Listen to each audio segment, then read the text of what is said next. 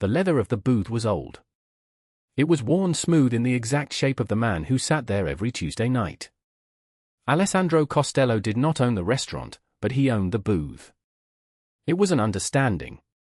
An arrangement of silent respect, built over 2 decades of quiet dinners and unspoken power. The air in Trattoria Milano was thick with the scent of garlic, oregano, and history. His history. He swirled the last of the red wine in his glass. A deep, blood-dark Chianti. His driver, Marco, sat 2 tables away, facing the door. Marco never ate. He watched. He was a statue carved from loyalty, his eyes the only part of him that ever seemed to move. Alessandro was not a man given to nostalgia. It was a weakness, a crack in the armor. But here, in the dim light, surrounded by the ghosts of conversations and deals made long ago, it sometimes crept in. A phantom limb of a life he might have lived. He signaled for the check. The usual waiter, an old man named Gianni with a tremor in his hand and wisdom in his eyes, was not there tonight. Instead, a young woman approached his table. She was new. He had never seen her before. She moved with a quiet efficiency, her steps light but heavy with exhaustion. Her apron was clean but frayed at the edges. Her hair was pulled back in a simple, severe bun, but a few strands had escaped, clinging to her temple. She did not look at him directly. She looked at the table, at the empty plate, at the half-full wine glass. "Will there be anything else, sir?" Her voice was soft. A whisper against the low murmur of the restaurant. He finally looked at her face. And the world stopped. It was not her. Of course it was not her. But the shape of her eyes, the slight upturn of her nose, the way her mouth settled into a line of quiet determination when she was not speaking. It was an echo. A ghost story told in flesh and bone. Ilara. The name was a scar on his memory. A door he had bricked up 30 years ago. He felt a sudden, sharp intake of breath, a feeling so foreign he almost did not recognize it. He was Alessandro Costello. He did not gasp. He did not startle. His heart did not beat like a trapped bird against his ribs. But it did. He cleared his throat, the sound rough, tearing through the sudden silence in his mind. "Just the check." She nodded, placing the small leather billfold on the table without a word. She turned to leave, but his voice stopped her. "What is your name?" She paused, her back still to him. For a moment, he thought she would not answer. He was used to people answering him. Immediately. "Clara," she said, her voice barely audible. She did not turn around. "Clara." He watched her walk back toward the kitchen, her shoulders slumped just enough to betray the weariness she tried so hard to hide. When the check came, he did not look at the amount. He took out his wallet, a simple, black leather thing that held more power than most bank vaults. He removed a stack of $100 bills. 10 of them. He folded them once and slid them under his empty water glass. He added another 1,000, a thick, satisfying brick of currency. $10,000. A meaningless sum to him. A lifetime to her. He stood, pulling on his coat. Marco was instantly on his feet, holding the door. Alessandro walked out into the cool night air, the scent of rain on the pavement. He did not look back. He got into the back of the black sedan, the door closing with a heavy, final thud. "Home, Marco." "Wait," Alessandro said. His voice was quiet. He watched the front of the restaurant. He saw her through the large window, clearing his table. He saw her lift the water glass. He saw her freeze. Her hand flew to her mouth. Her eyes, wide with disbelief, scanned the restaurant. They darted toward the door, but he was already gone, shielded by the tinted glass of his car. He watched as she spoke frantically to the manager, a portly man named Rico who owed Alessandro more than just his restaurant. Rico gesticulated, shaking his head. She clutched the money to her chest. She was crying. He saw her shoulders shake. A part of him, The cold, practical part told him to drive away. It was done. A whim. A ghost exorcised with cash. But he stayed. Then, the restaurant door burst open. Clara ran out into the street, her worn apron flapping in the wind. She was holding the wad of cash in her hand. Her eyes searched wildly. She saw the black sedan idling by the curb. The only car on the street. She ran toward it. Marco's hand instinctively went to the inside of his jacket. "Boss?" Alessandro raised a single finger. "An order." "Stand down." She reached the car, her breath coming in ragged gasps. She did not try the handle. She knocked on the rear window, her knuckles rapping against the bulletproof glass. "Sir," her voice was muffled, panicked. "Sir, you forgot this. You forgot your money." Marco looked at him, his face a mask of utter confusion. In 20 years, he had seen men beg Alessandro for money. He had seen men kill for it. He had never, ever seen someone try to return it. Alessandro pressed the button, and the window slid down with a silent hum. Her face was pale, streaked with tears. Her eyes were wide, beautiful, and terrified. "You left this," she said, holding out the money. Her hand was trembling. "It's a mistake. It must be a mistake." He looked at the money. Then he looked at her. "It is not a mistake," he said. His voice was a low rumble. "It is a tip." She shook her head, a violent, desperate motion. "No. No, I can't. This is too much. I didn't do anything." "You did your job," he said simply. "This isn't a job," she whispered, her voice breaking. "This is a fortune. I can't take this." She tried to push the money through the window, into his car, into his world. He did not take it. He simply looked at her, his expression unreadable. For the first time in a very long time, Alessandro Costello did not know what to do. Stay with me until the end, because what happens next is not just about money. It is about a promise that was 30 years in the making. If you enjoy stories about unexpected kindness and quiet strength, do me a favor. Like this video, and hit that subscribe button so you do not miss what we have coming next. And in the comments below, let me know what city or country you are watching from. It is always good to know where these stories land. Now, let us get back to it. Alessandro stared at the young woman, at the fistful of cash she was trying to force back into his life. Integrity. It was a rare commodity. In his world, it was practically non-existent. Loyalty could be bought. Fear could be commanded. But integrity, that grew from something deeper. Something he had not encountered in a very long time. "I cannot accept it," she repeated, her voice gaining a sliver of strength. It was the strength of principle, not of power. He saw the raw desperation in her eyes, but it was warring with something else. A fierce, unyielding pride. It was the same pride he had seen in his own mother's eyes, long ago, when she would refuse charity from neighbors, even when their cupboards were bare. It was the same light he remembered in Ilara. Ilara. She had been a girl from the old neighborhood, before he was Alessandro Costello, the boss. When he was just Sandro, a boy with quick fists and a quicker mind, trying to find a way out. Ilara worked in a bakery. She smelled of sugar and flour, of a world that was warm and sweet and clean. A world he had wanted to be a part of. He remembered one afternoon, sitting on the steps of her apartment building.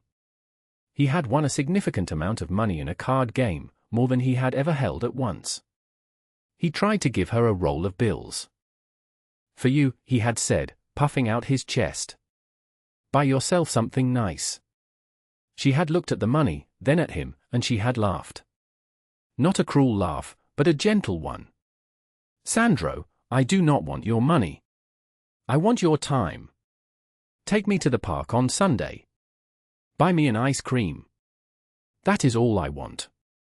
He had been embarrassed, then confused, then utterly captivated. It was the first time he realized that some things, the best things, could not be bought. That memory, buried under decades of violence and pragmatism, rose to the surface now, sharp and clear. This girl, Clara, was a living embodiment of that memory. "Keep the money," he said, his voice softer than he intended. "You have earned it." "How?" she challenged, her chin lifting. "By bringing you a plate of pasta? By pouring your wine? No. This is wrong. It feels wrong." He looked at Marco, who was watching the exchange with an expression of profound bewilderment. Marco's world was simple. The boss gave an order, it was followed. The boss gave a gift, it was accepted. This refusal was a tear in the fabric of his reality. Alessandro turned his gaze back to Clara. He needed to understand. This was no longer about a whim, or a ghost. This was a puzzle. "My reasons are my own," he said, the old authority returning to his voice. "The money is yours. If you do not want it, give it to charity. Burn it. I do not care. But it is not coming back into this car." Her face fell. She looked down at the bills in her hand as if they were poison. He could see the conflict raging within her. The desperate need versus the stubborn principle. Finally, with a sigh that seemed to drain the last of her energy, she pulled her hand back. She did not put the money away. She just held it, limp at her side. "Okay," she whispered. It was a word of defeat, not acceptance. She took a step back from the car. "Have a good night, sir." He gave a short, almost imperceptible nod.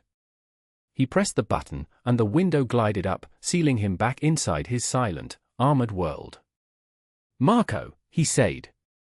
The car pulled away from the curb smoothly, leaving the girl standing on the sidewalk, a small, lonely figure under the yellow glow of a streetlight, holding a fortune she did not want. They drove in silence for several blocks. The city lights blurred past the window. Alessandro did not look at them. He was looking at the reflection in the glass, at the ghost of a girl holding a fistful of cash. "Marco," he said again, his voice low. "Boss? I want to know about her." There was a pause. Marco knew better than to ask why. He was the hand, not the mind. "The waitress? Clara?" "Yes. Everything. Where she lives. Who her family is.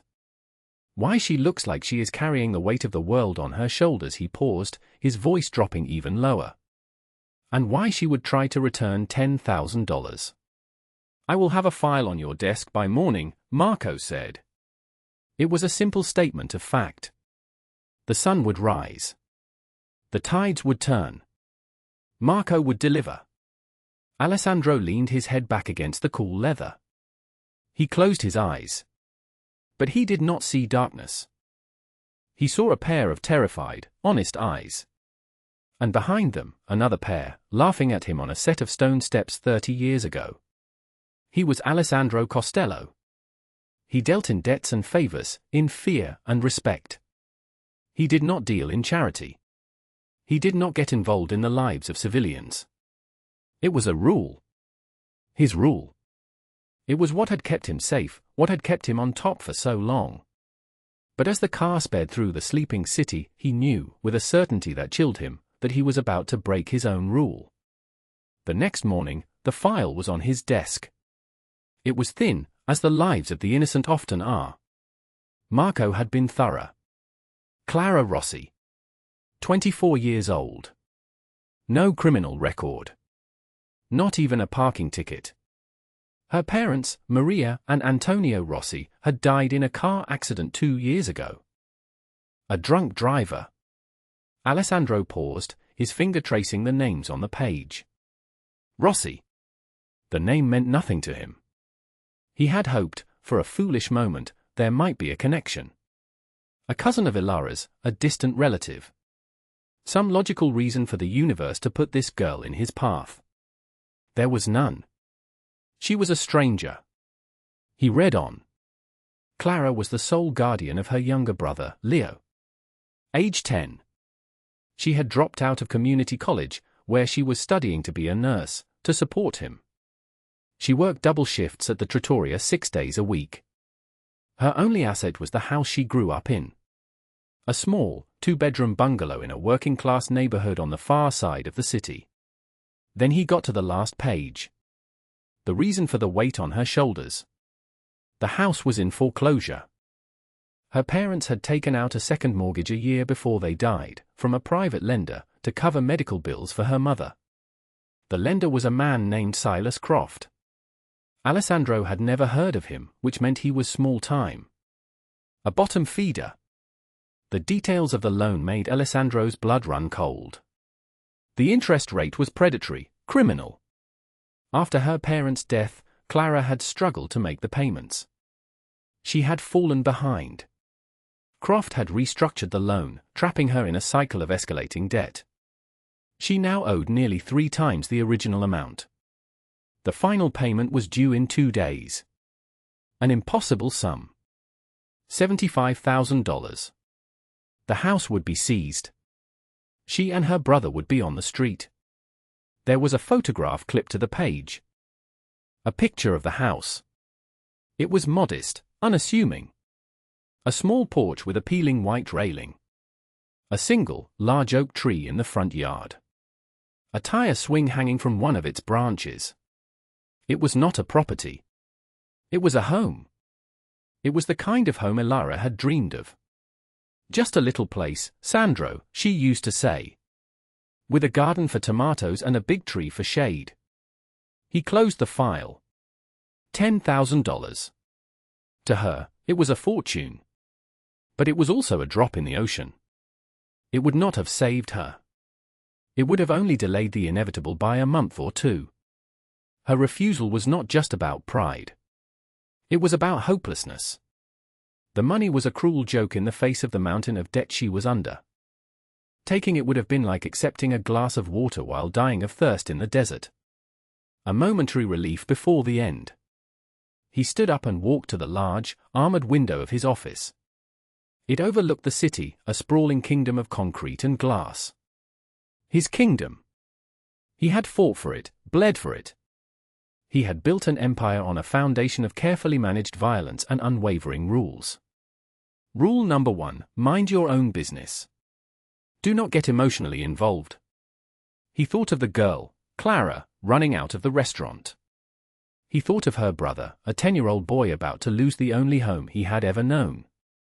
He thought of a predatory lender, a leech like Silas Croft, operating in his city, under his nose, preying on a grieving young woman.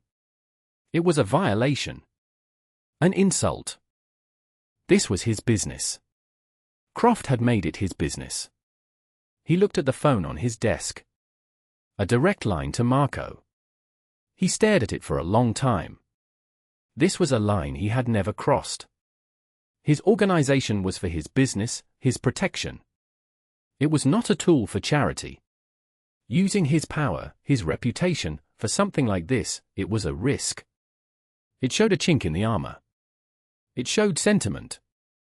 And sentiment was another word for weakness. He remembered Elara's face, not as she was in his memory, but as he imagined it would be if she could see him now. A man in an empty office, a king in a gilded cage, weighing a girl's life against a set of abstract rules. What would she say? He knew exactly what she would say. She would not even have to speak. She would just look at him with those honest, disappointed eyes. He walked back to his desk. He picked up the receiver. Marco. Yes, boss. The lender. Silas Croft. Where is he? Downtown office. A company called Second Chance Financial, Marco said. There was a hint of disgust in his voice. It is a front for a loan shark operation. He is owed $75,000 on a property. A house owned by Clara Rossi. I saw that in the file, boss. It is a disgrace. Alessandro was silent for a moment. He looked at the picture of the small house again. The tire swing. We are going to pay him a visit, Alessandro said. There was a beat of silence on the other end of the line. This was not a standard collection. This was not business. This was personal. Marco knew it. Just the two of us, boss? Marco asked, his voice carefully neutral. Just the two of us, Alessandro confirmed. I do not want a crew. I do not want a spectacle. I want a conversation. When? Alessandro looked at the clock on the wall. Now. He hung up the phone. He walked over to a safe hidden behind a painting of the Sicilian countryside. He opened it. Inside were stacks of cash, documents, passports. And in a small, velvet box, a dried flower. An Edelweiss. Ilara had given it to him. She had seen it in a flower shop and thought it was beautiful. He had kept it for 30 years. He closed the safe. He was breaking his own rules. He was stepping into a world that was not his, for a reason that he could not explain to anyone, not even himself. It was illogical. It was dangerous. But as he walked out of his office, the image of the small house with the tire swing burned into his mind. He felt something he had not felt in a very long time. He felt right. The office of Second Chance Financial was on the third floor of a nondescript building wedged between a pawn shop and a bail bondsman. The air in the hallway smelled of stale cigarettes and desperation. The name on the door was meant to sound hopeful. It was a lie. This was a place where second chances went to die. Alessandro pushed the door open. It was not locked. A man in a cheap, shiny suit sat behind a large, ostentatious desk. He was talking on the phone, his feet propped up on the polished wood. He was slick, with gelled hair and a smile that did not reach his cold, calculating eyes. This was Silas Croft. Yeah, well, tell her the time for crying is over, Croft said into the phone, a cruel smirk on his face. The payment is due Friday. No extensions. No exceptions. That is the deal. He laughed, a short, ugly sound. He did not notice Alessandro and Marco enter. He was too engrossed in his own petty cruelty. Marco closed the door behind them. The soft click of the lock was unnaturally loud in the small office. Croft's head snapped up. His eyes widened. The smirk vanished. He slammed his feet to the floor. "Who the hell are you?" he demanded, trying to sound tough. The fear in his eyes betrayed him. "This is a private office." He looked from Marco's imposing, silent frame to Alessandro's calm, authoritative presence. He did not know who they were, but he knew they were not here to apply for a loan. "I will call you back," he stammered into the phone, and hung up. Alessandro did not speak. He walked slowly toward the desk, his eyes scanning the room. The cheap art on the walls. The fake plant in the corner. The whole place felt transient, parasitic. "I asked you a question," Croft said, his voice a little higher now. He pushed his chair back, as if to stand. "Stay seated," Alessandro said. It was not a request. It was a statement of fact. Croft froze, sinking back into his chair. Alessandro stopped in front of the desk. He placed his hands flat on the polished surface, leaning forward slightly. He was not crowding him. He was claiming the space. "Silas Croft," Alessandro said, his voice a low, even tone. "We need to talk about one of your clients." Croft's professional arrogance tried to reassert itself. "My client's business is confidential.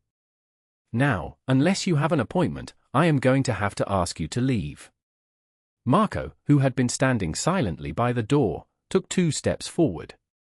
He did not say a word. He did not have to.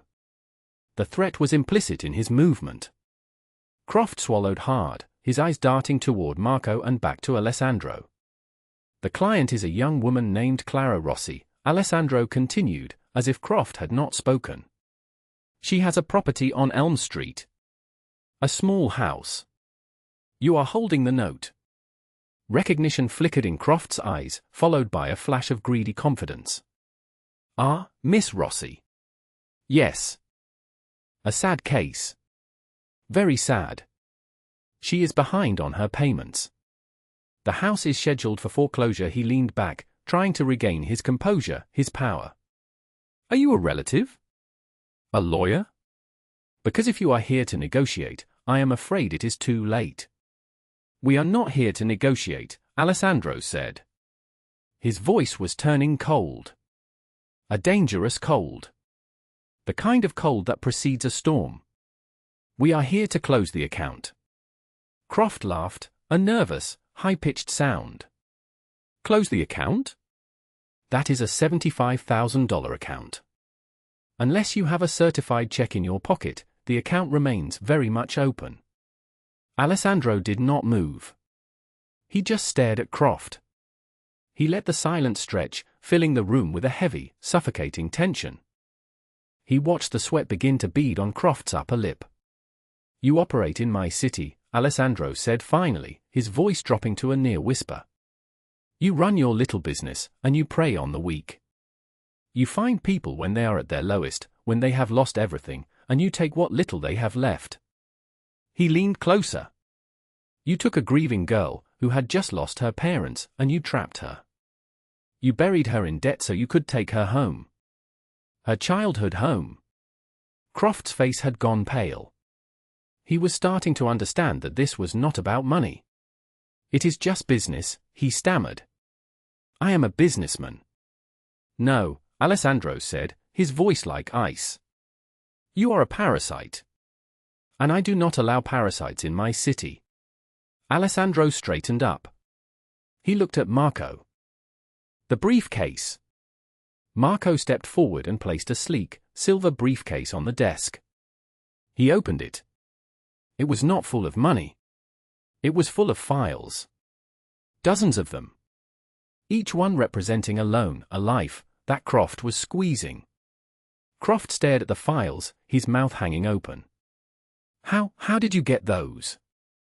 You have a very insecure server, Marco said flatly.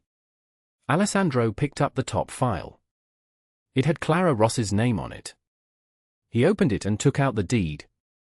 Here is what is going to happen, Alessandro said, his eyes locking onto Croft's.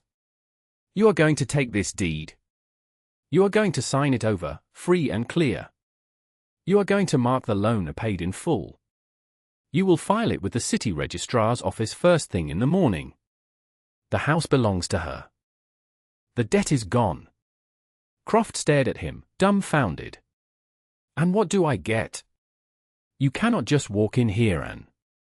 What you get, Alessandro interrupted, his voice dangerously quiet, is to keep breathing. What you get is to walk out of this office and continue your life. He gestured to the other files in the briefcase. These are now my property. All of them. You are going to work for me now, Mr. Croft. For free. You are going to contact every single person in these files. You are going to restructure their loans. You are going to remove the predatory interest. You are going to give them a fair deal. A real second chance. You will send me a report every week. And if I find that you have cheated anyone by so much as a single dollar... He let the sentence hang in the air. He did not need to finish it. The promise was clear. You will work until every one of these debts is cleared. And then, you will disappear. You will not operate in this city again.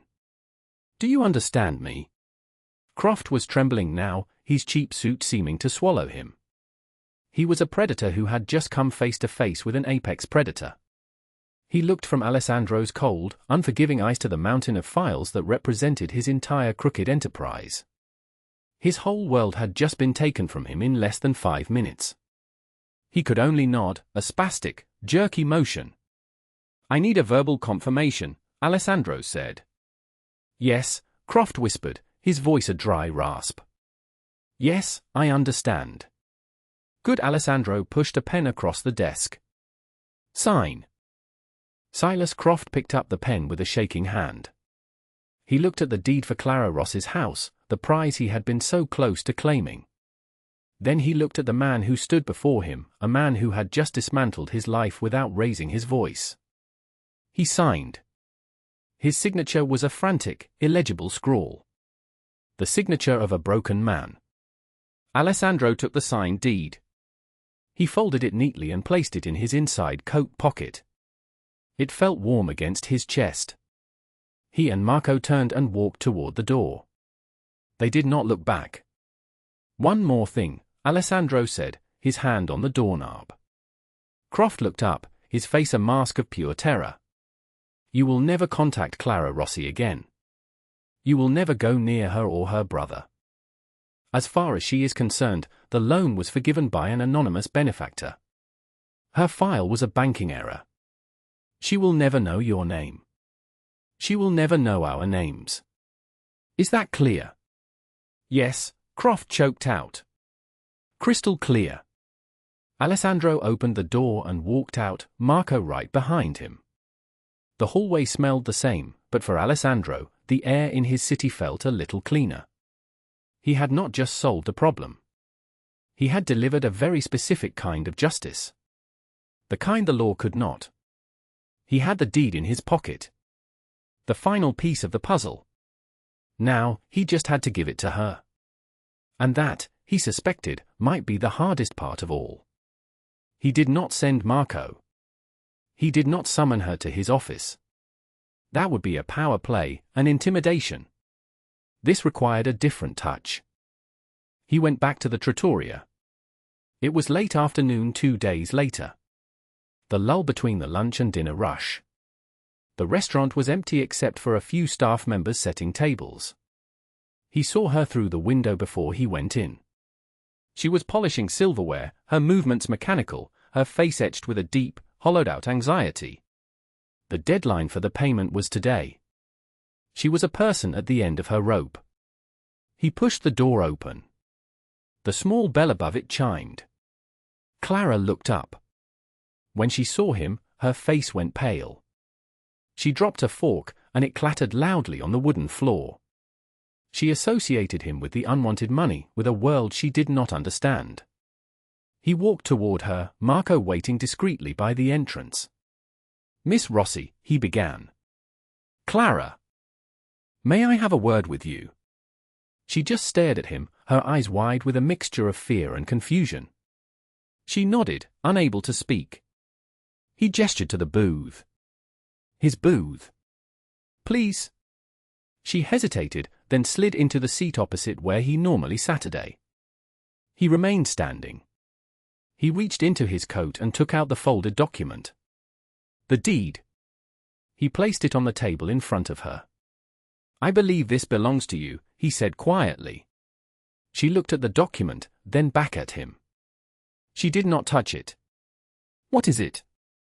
"It is the deed to your house," he said. "It has been stamped paid in full. The loan has been forgiven. The house is yours. Free and clear. There is no more debt." She stared at him. Her mind was clearly struggling to process his words. They did not make sense. It was an impossible reality. "What?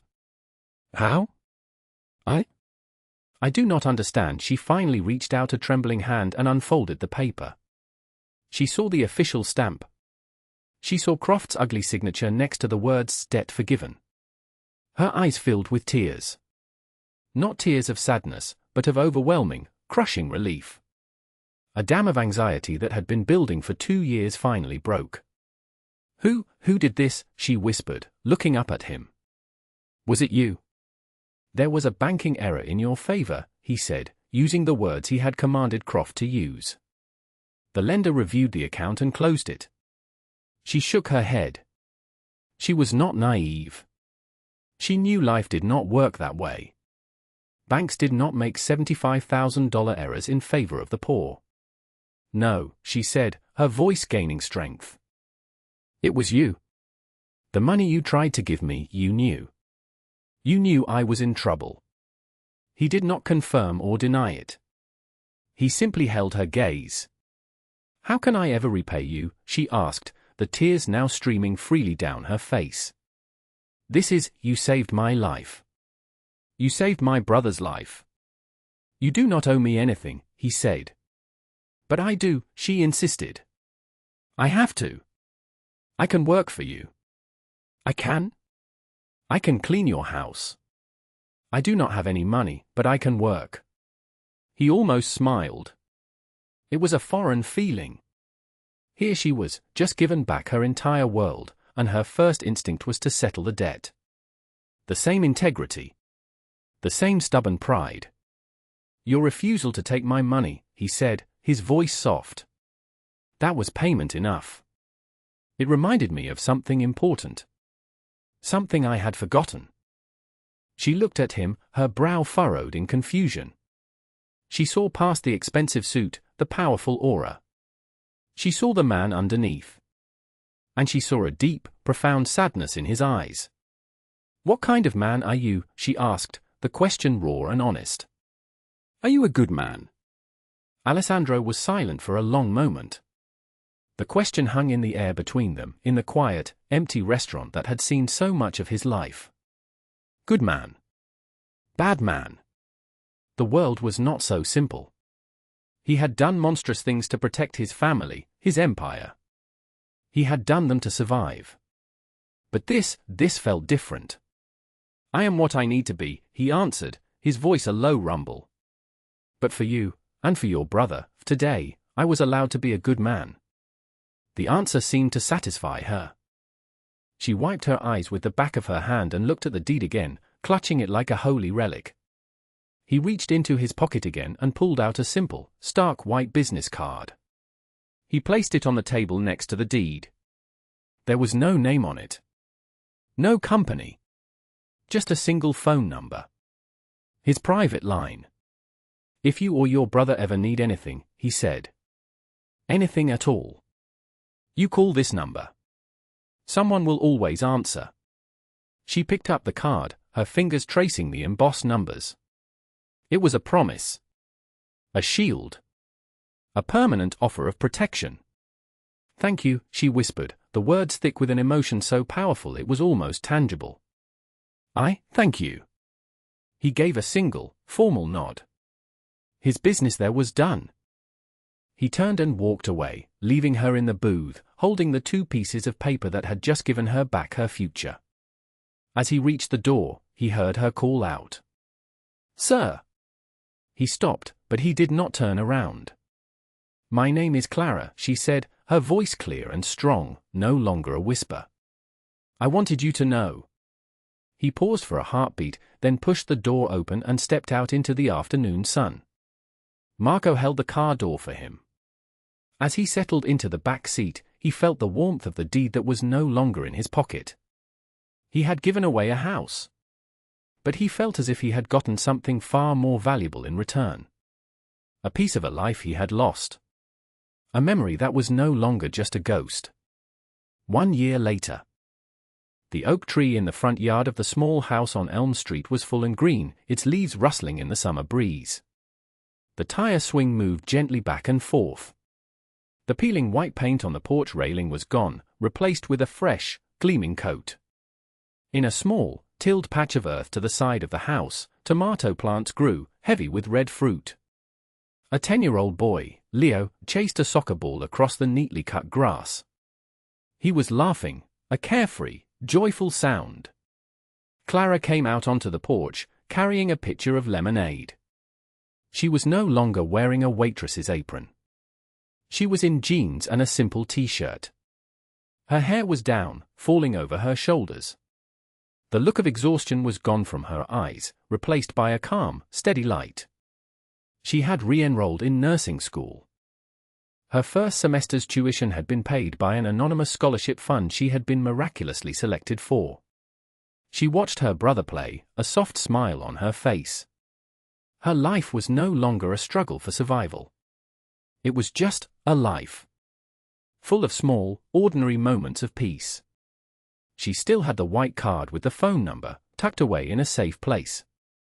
She had never used it. She hoped she would never have to. But knowing it was there was like having a roof over her head, even on the clearest day. It was security.